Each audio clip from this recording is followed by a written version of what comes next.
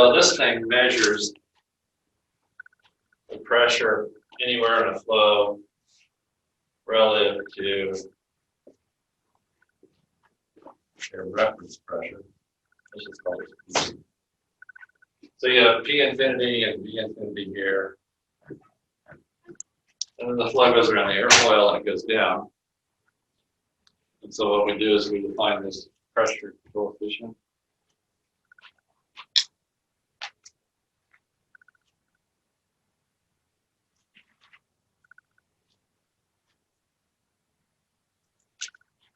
Here we go. Define the pressure coefficient as measuring that pressure relative to the reference pressure.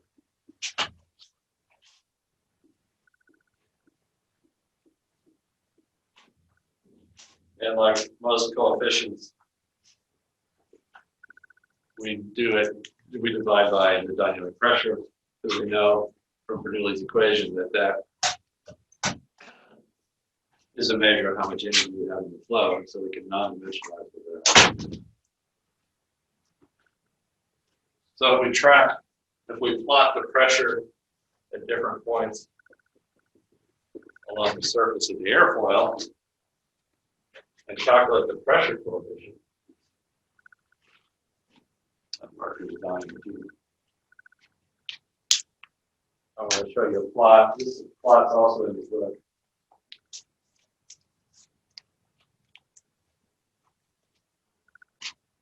So we plot this pressure coefficient.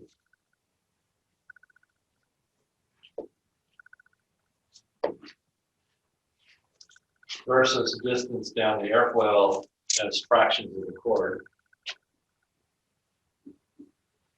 So x is distance down that way, and you divide by the chord to make it non-dimensional. You get a plot on the upper surface that looks something like this. And these plots are done backwards. In other words, the negative numbers are on the top, because the top of the airfoil always produces negative numbers. I'll show you that in a minute. So this is the upper surface.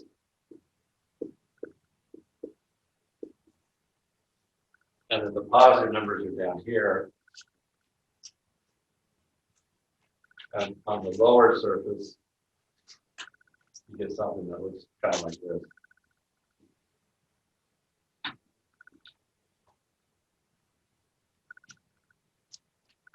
So that's C sub P versus position along the chord. And it turns out that if you take the area of this thing,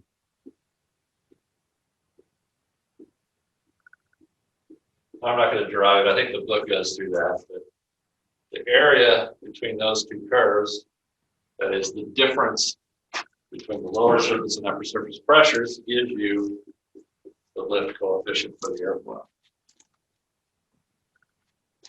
So if you're running wind tunnel tests and you measure pressures, or you're running a computational fluid dynamics software which calculates pressures, you can take the pressures over the upper and lower surfaces, calculate C sub P, plot it, and calculate the area, and that's how you get the lift coefficient for the airfoil.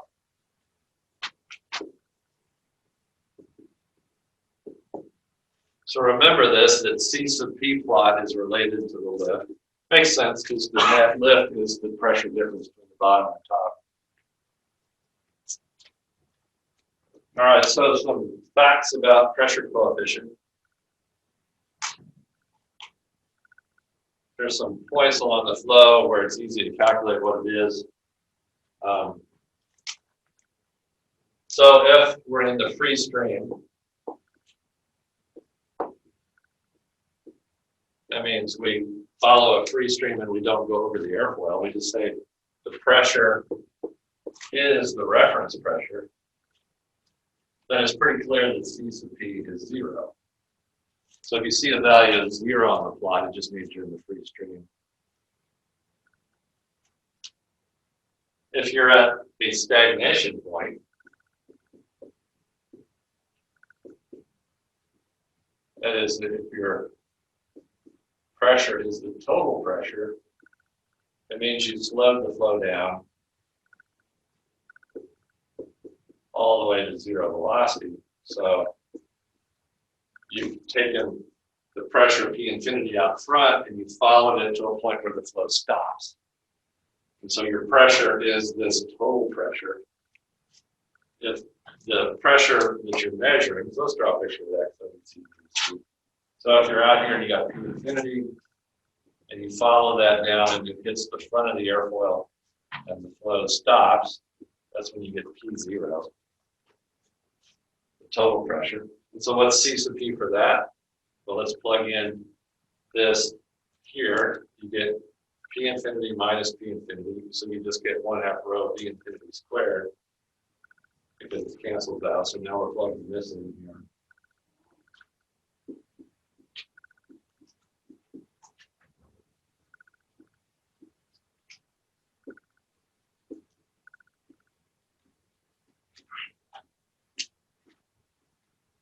So those cancel, and then this cancels, so you get 1.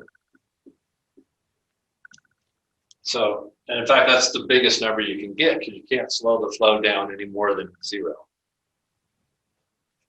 And so that's what this point here is, where the pressure coefficient is 1 on the lower surface. That's where the flow comes and hits and stops. Because the pressure increases as the velocity goes down. You got 0 velocity, that's the most pressure you can get. And then on the upper surface, the pressure goes down. So up here, the pressure is less than P infinity. So then you're going to get a negative number. You've got a P here that's smaller than P infinity. So that's why you get the negative numbers up there.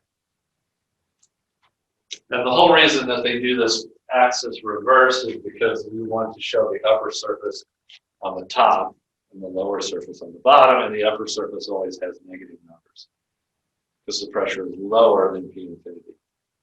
So let's write that down. On the upper surface, the P pressure is less than P infinity, then you get C sub P as a negative number, and that usually happens on the upper surface.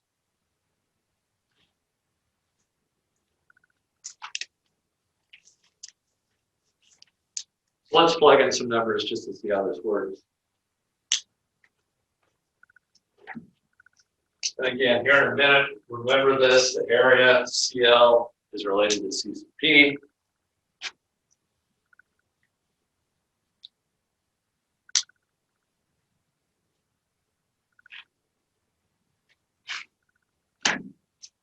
So here's our example. I'll let you punch this out. So we have a flow. The infinity is 70 meters per second. Here's an airfoil. The flow goes around the top. Up here, the pressure is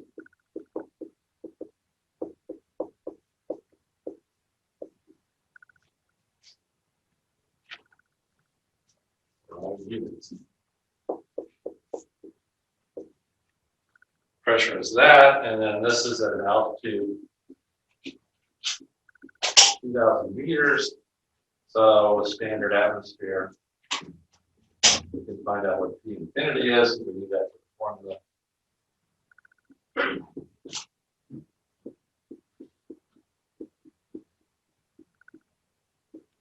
And rho infinity, we need because we need that for the density, dynamic pressure.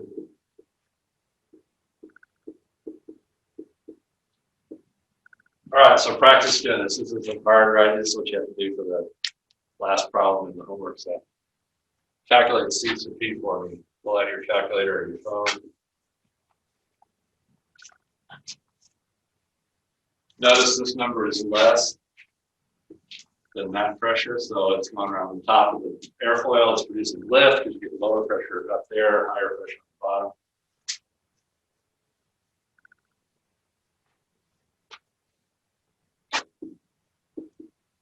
So the first thing, everybody calculate Q infinity, and let's compare answers. And then let's calculate C sub P.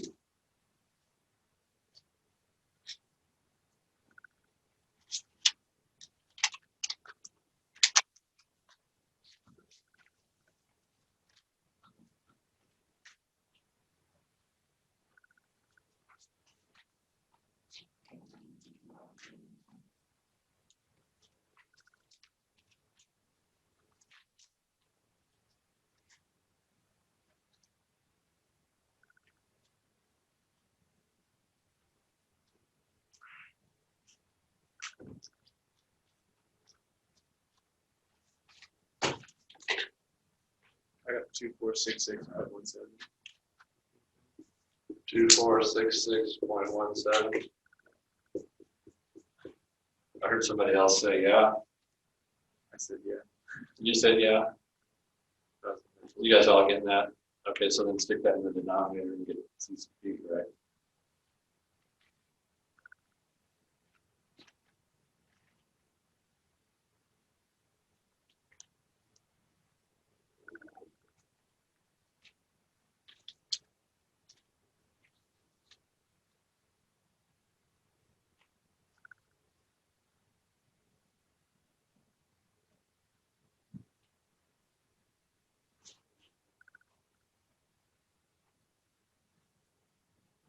Are you getting a number like minus 1.5?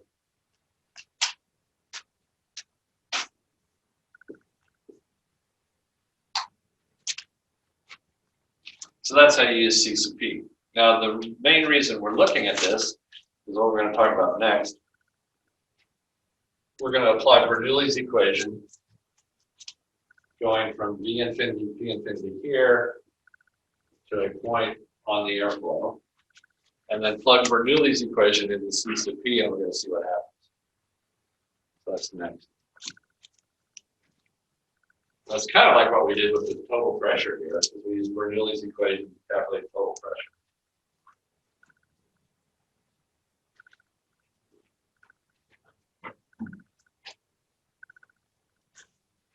All right, so as always, we draw a picture. So this is V infinity out here, P infinity and rho infinity. And then this thing goes over an airfoil, so then we've got P here and V. And we'll call this at point 1. And maybe at some point you said, why the heck do we keep calling this V infinity and P infinity, and why do we always have that? That's what the atmosphere is out way in front of the airplane before the airplane comes by and disturbs the air. So it all comes to the fact that we're talking about an airplane flying through the atmosphere, but we flip things around and we do it as an observer on the airplane. And then so the wing comes through, or the air is observed to be flowing from the atmosphere and then around the airplane.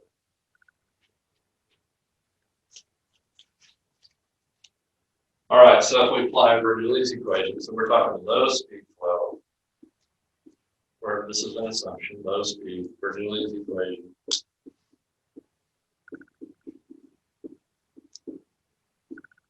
For this situation says P1 plus 1/2 rho, V1 squared, so that's up here, is equal to P infinity plus 1/2 rho, V infinity. So V infinity is stays here, follow along the streamline until we get to point 1. Density doesn't change because we did low speed incompressible. And so now let's stick that into the definition for C sub P. Remember how we do it? We compare the pressure at this point to the pressure at that point.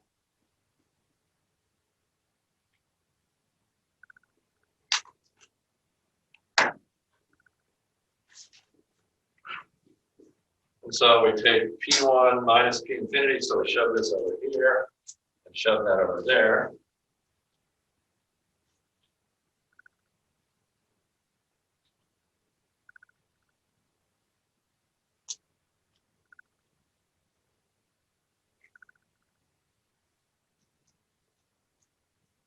Again, we're just stuffing into the definition.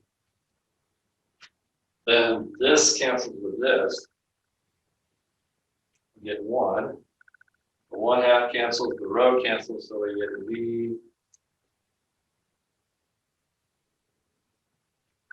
1 squared over V infinity squared. Totally in terms of velocity. And the reason we're looking at this is we're going to say, well, it looks like the pressure coefficient depends upon V infinity.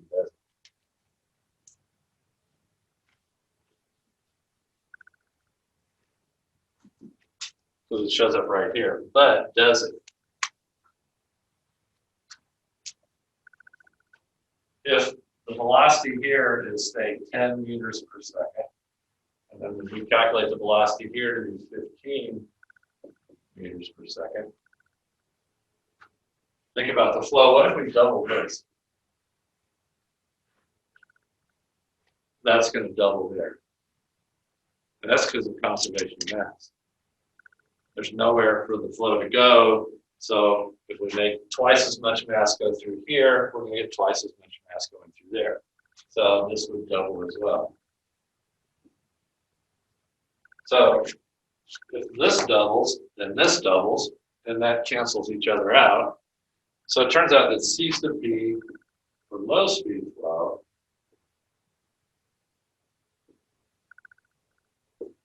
does not depend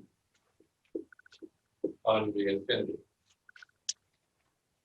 And that's the whole reason we do these coefficients, is because we non-dimensionalize by infinity. So we can test this airfoil in a wind tunnel with low speeds at 10, and we can use the results for 20 or 30 or 40. So this also means, because C sub B is calculated from CL,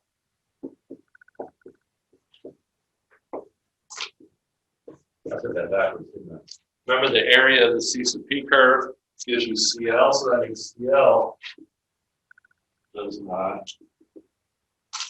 depend on the infinity, and that's why we can test airfoils in wind tunnels at a low speed, whatever velocity we test, and then we can use that data for any airspeed that's still incompressible. Now, if you get higher Mach numbers, then that's a problem. So this is for low speed flow.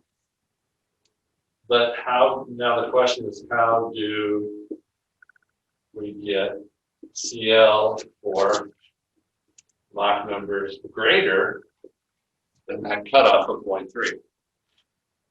Because low speed wind tunnel data for the airfoils were good. We look at the back of the book, we get CL, and we use that for whatever airspeed our airplane's flying. Because C sub B and C sub L don't depend upon how fast we tested the data out. But above Mach number of 0.3, now this is not true. Low speed flow is not true. Bernoulli's equation doesn't work. So C sub P and CL depend upon Mach number. So how are we going to use the airfoil data in the back of the book? Well, that's, the book gives us some experimental results. And it says, well, we can correct a pressure coefficient measured in a wind tunnel at low speed, so they call it Mach 0, by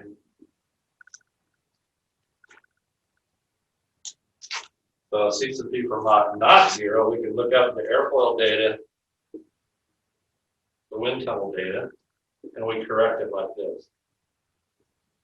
And the same deal for the airfoil data for CL for a Mach number not 0. We can look up the data in the back of the book, the appendix D, for low speed flow, and correct it by dividing by 1 minus infinity squared. So in fact, you'll have some homework problems where you have a wing flying at Mach like 0.5. And how do you calculate CL? How do you know if you're going to get enough lift to get off the ground? You read the data from the back of the book for low speed, and then you correct by dividing by this, and that gives you your lift coefficient for the higher speed.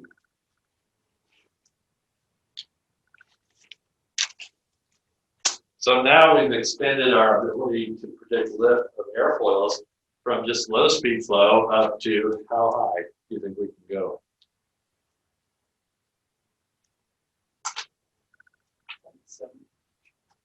Up to, but not including Mach.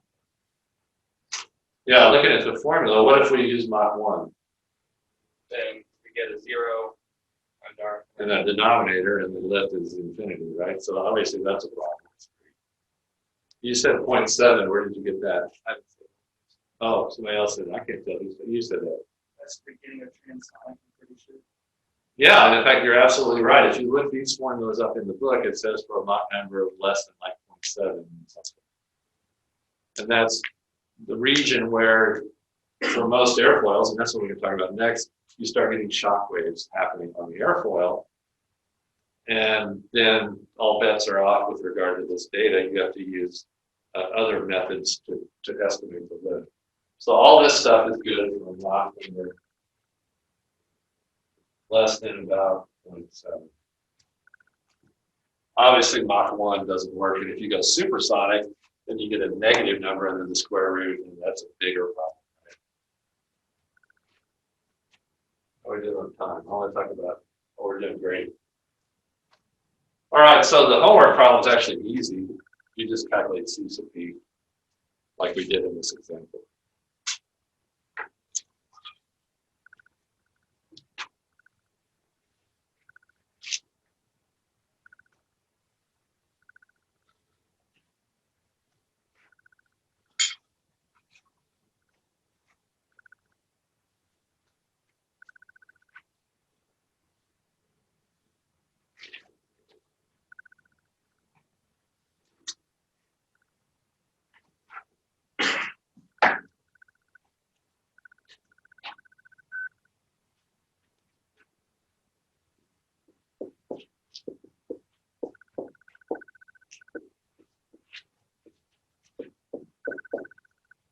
Now I want to talk about critical Mach number.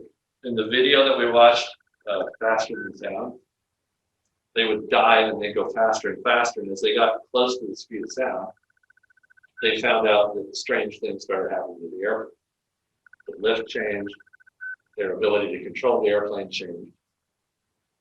And so they started talking about a certain speed at which these changes started happening. And that's really critical Mach number. So I'm going to define that. But before we do that, let's just do a thought experiment.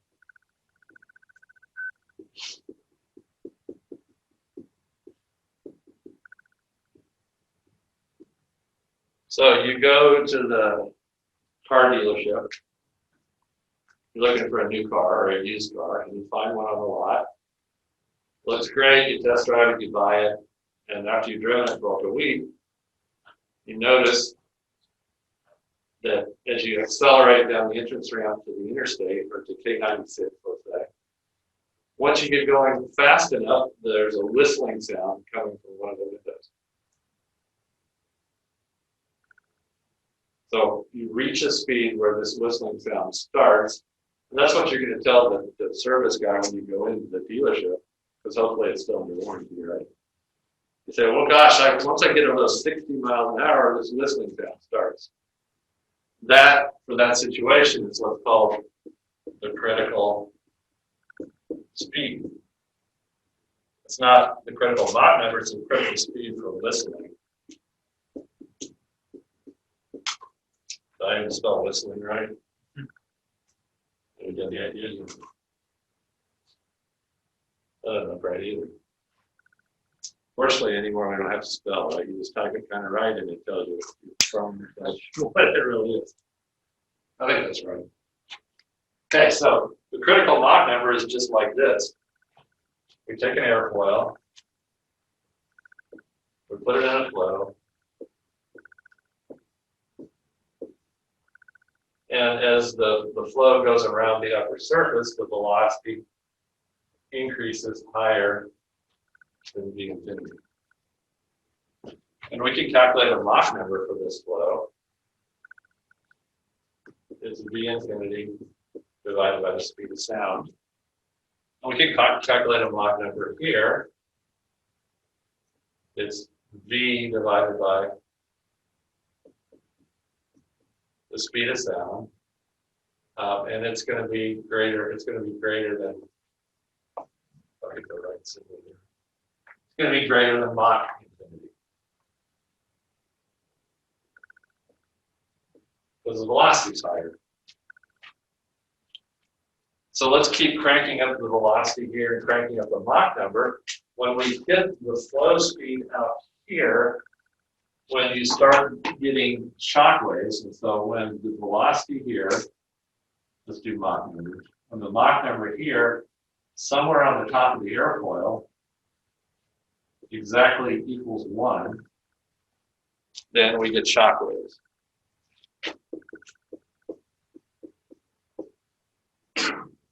And all that weird stuff starts to happen on the wing and the airfoil. The airplane starts to become harder to control. The lift changes, and that buffeting they started talking that Chuck Yeager talked about. The shock waves are forming and moving around on the wing, and that causes some shaking of the airplane that they call buffeting. This value here, so the M infinity value, when M is exactly equal to 1, somewhere on the airfoil or the wing, is called the critical Mach number.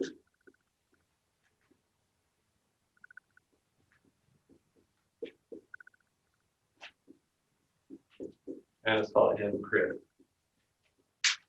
So the key thing to remember, it's easy to get this confused, is you don't say it's the Mach number here, it's the Mach number of the speed out in front. In other words, how fast the airplane is flying. That Mach number when somewhere up here you get 1 for the Mach. Because that's when shock waves start to form. And that's when the pilots will come down and say, hey, I hit Mach 0.75 in my dive. And that's exactly when the weird thing started to happen. And that is the critical Mach. So we're defining critical Mach number is the M infinity when somewhere on the upper surface of the airfoil you get Mach 1. So are you saying that the whole system might not be at Mach 1, but there's a point on the airfoil which is at Mach 1? Exactly. So here Mach is 1, but down here we might have Mach 0.9. Back here we have Mach 0.85. And here, let's say the critical Mach number, just for example, is like 0.77. So we got 0.77, it speeds up. Somewhere up here you get 1, and then it goes back down, and then it goes back to the free stream out here. So it doesn't have to be everywhere on the airfoil. And in fact, we're going to talk about that in a minute. As you go faster and faster past the critical Mach number, the region of shock waves gets bigger and bigger, and more and more the wing gets affected by that. And the shock waves cause your airfoil to stall? They affect the stall characteristics and all kinds of things, yeah. Because they're shock waves and they're going through the boundary layer. So change the boundary there. Yeah.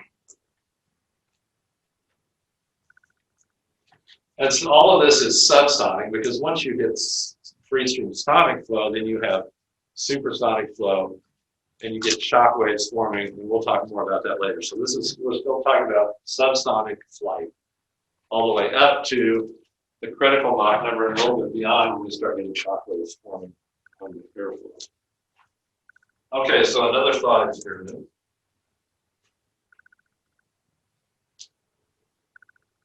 We put 2 airfoils in the wind tunnel. A thin airfoil and a thick airfoil. So here's the thin airfoil. I'm going to draw really thin. And we're sending flow, the same flow. And this one tunnel past both of these airfoils. This one's thin. I'll draw a really big, fat, thick airfoil here. And we have M infinity here. And we take M infinity, you can see over here. So we start at like Mach 0.3, and then we increase to Mach 0.5, and we just keep increasing the Mach number. Which one do you think is going to have shock waves start to form earlier? Why is that? You're right. Yeah, when it goes around the top of this thick thing, it's got to move around that big, thick airfoil, and so you get higher speeds around the airfoil. Whereas the thin airfoil doesn't disturb the flow very much at all. So at like Mach 0.7, you might get Mach 1 here, but on this thin airfoil, you're still like Mach 0.79. So this thicker airfoil has a lower critical Mach number. In other words, your flight speed will be lower when you start getting shock waves. And this thin airfoil will have a higher critical Mach.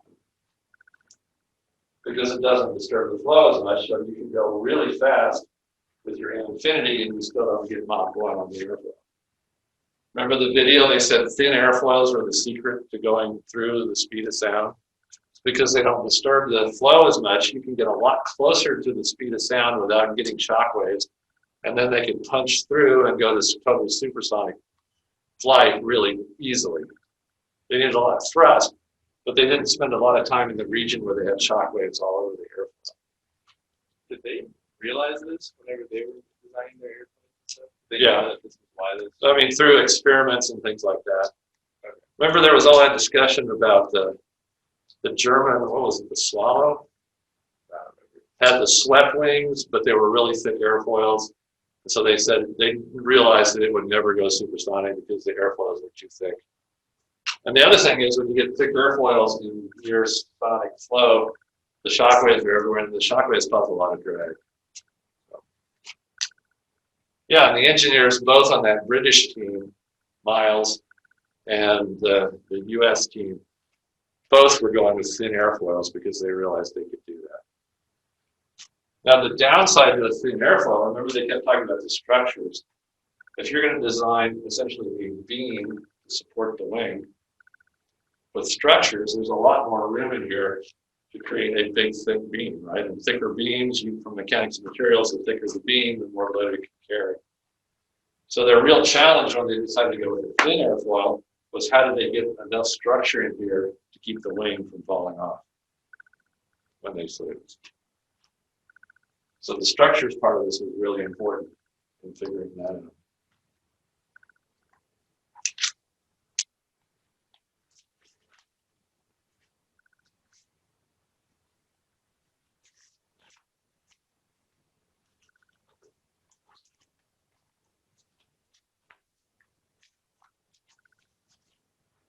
Okay, so let's look at the effective drag while this Mach number is increasing on just any airfoil. As you increase Mach number, the flow starts going faster and faster, and when the shock waves start to happen, the drag goes up because shock waves, we'll find out, cause a lot of drag. So I'm going to draw just a general plot of the drag coefficient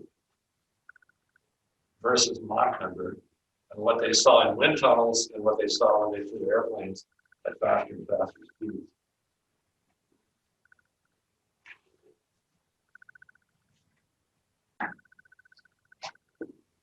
So here's drag coefficient.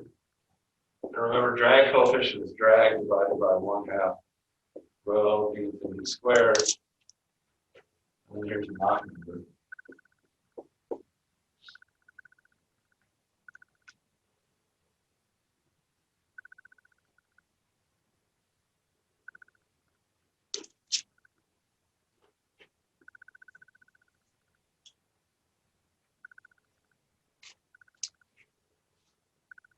So here is our 0.3, which is kind of the cutoff, right, for low speed flow. Just like the lift and the pressure coefficient, the drag coefficient, for low speed flow is not dependent on V infinity because we're dividing that out in our coefficient. So the drag coefficient up to Mach 0.3 is just going to be whatever the drag is. There's no shock waves, nothing's happening. And this stays pretty constant until you hit that critical Mach number. Because then you start to get shock waves on the airfoil. Right at the critical Mach number, you might just get a little shock wave just in that point where the Mach is 1. Everywhere else, the Mach number is less than 1, so it's no big deal. You start going past the critical Mach number, you get more shock waves, and you start getting more and more drag. So here you've got shock waves, say more and more shock waves on the airfoil. And the drag rapidly increases. Goes up and up and up. And then when you hit Mach 1, that drag pretty much levels off. And again, remember, we're non-dimensionalizing by speed, so the drag is still going up, but because we're dividing by 1/2 rho d infinity squared, CD levels off. So the critical Mach number is when the drag starts to increase. And there's another number here. It's called the drag divergence Mach number, where the drag really starts to shoot up. And they discovered this purely from experiment. And this is where a lot of shock waves start to form on the airplane. Here's a few shock waves, more and more, and you can see it's increasing. And when that shoots up, it's where the drag diverges from that constant value.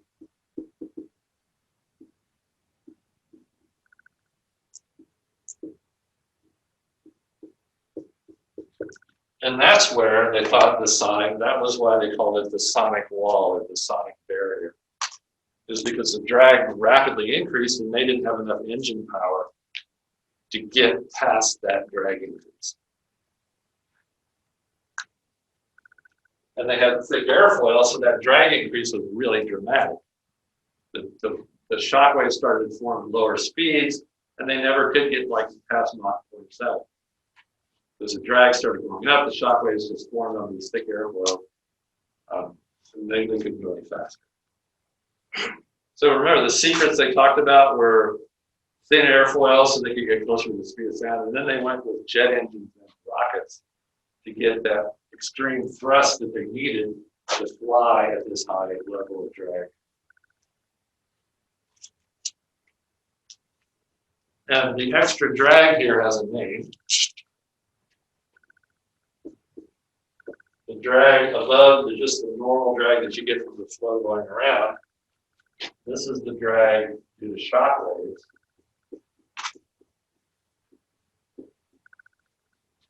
So that's called wave drag.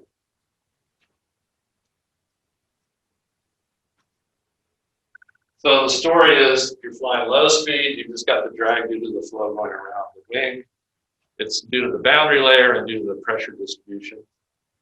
Once you get the critical Mach number, you start getting shock waves that add wave drag. As you go faster and faster, you get more and more wave drag. And then if you try to fly supersonic, you've got to handle all of that drag from the shock waves. Yeah. Is there a way to reduce your amount of wave drag? Thin airfoils. And there's a lot of research. You know, when you go supersonic, you get this sonic boom, right? Which is this big shock wave coming off the airplane. The past 10 or 15 years, there's a lot of research being done on how do you shape the wing of the airplane, the fuselage, to minimize that sonic boom. There's ways to disperse it quickly. It also helps with the drag. And they're moving toward building supersonic biz jets to fly over the US, because currently you can't go supersonic over the US because the sonic boom disturbs everything. So if they can create an airplane that can fly supersonic and not have that sonic boom hit the ground, then they can build supersonic biz jets. They did discover a way to try to do that. I don't remember how they did it, but basically they got an F-18 to fly upside down to a Mach and make some shock waves go up. Right, I know NASA was putting a lot of studies in that. Boeing is building a supersonic jet, a company called Aurora, which I think now is owned by Boeing. But you go to an AIAA conference and you go through the exhibitor booths, and there's several companies there that are working on supersonic cruise ships. Because when you have $50 billion, you can afford to buy the fastest airplane that you want, even though it's expensive to operate. And I mean, honestly, it would be cool, right? Subsonically, it takes about 7 or 8 hours to fly New York to London or New York to Paris. Supersonic, the Concorde, that was the last supersonic commercial airline, would get there in 3 or 4 months.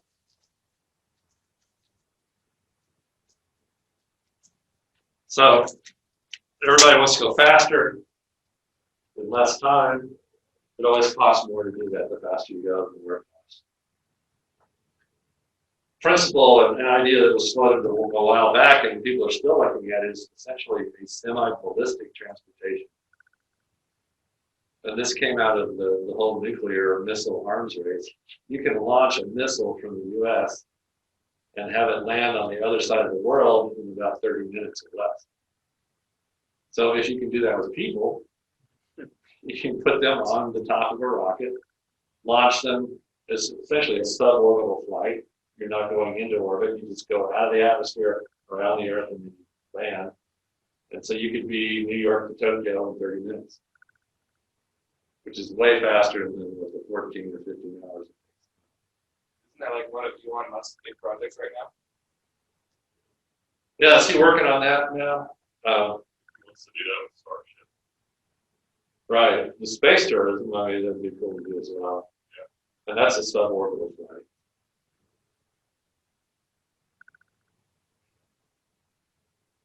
Yeah, my understanding is he just wants to go to Mars as well.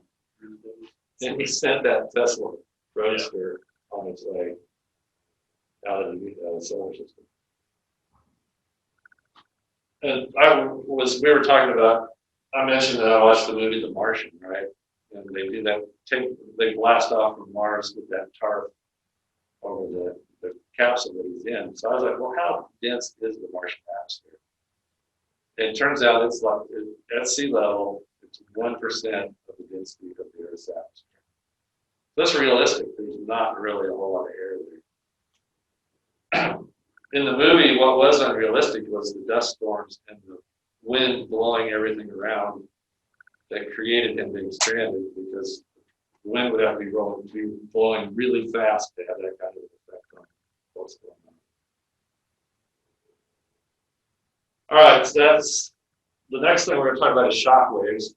So this is speeds up to Mach 1. We're going to talk about what happens after Mach 1.